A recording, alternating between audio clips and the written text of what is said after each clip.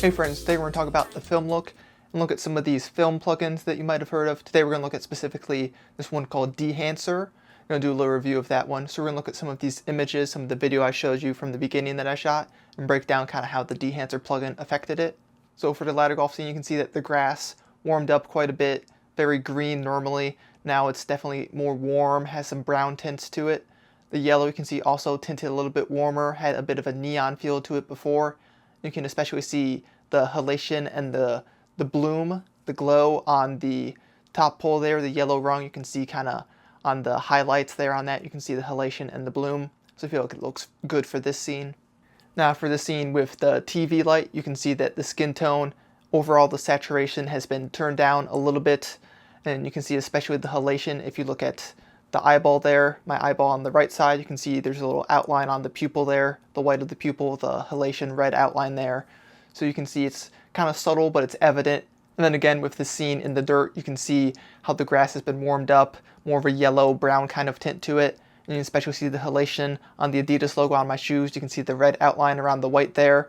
And I love especially they have the mask mode you can turn on when you're doing bloom and halation, so you can see the specific areas that are being affected, the highlights and all the different areas in the image, so you can be looking for it and adjust the levels accordingly. And then with this scene of me washing the dishes, you can see the sink's been tinted a little bit. It was a little bit purple before, now it kind of has more of a green, a little bit more neutral color to it, more natural. And you can see on the blue Dawn dish soap bottle, you can see some of the highlights and the halation, different things going on there. A little bit desaturated on the blue of that bottle as well. Overall, I feel like I really like the halation and the grain, and those plugins I feel like worked really well. They had a very light feel to it, didn't feel too heavy or too obvious. They had a lot of great settings you could go through with different lenses and different ISOs, as well as you can create the custom settings so you could do it how you want, if you want it to be a little bit stronger, a little bit weaker, affect certain areas of the image. So I feel like that was a good strength to this plugin. A weakness I would say is when you're doing these film looks, you go through and they have it by the film stock profile, which is nice if you're looking for, a Kodak color profile. But really, I don't know too much about, how that affects the image.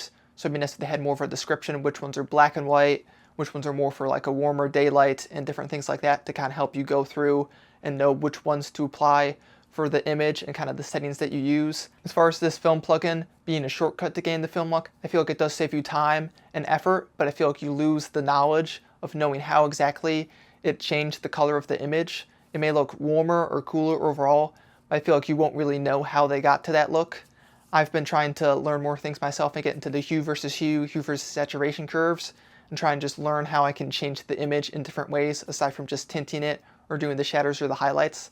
I feel like that's where these film plugins can kind of hurt you, is that you may get a good look every once in a while when you're applying these, but I feel like it's kind of hit or miss, and really if you just know how to do the process yourself, you're just going to save so much time in the long run.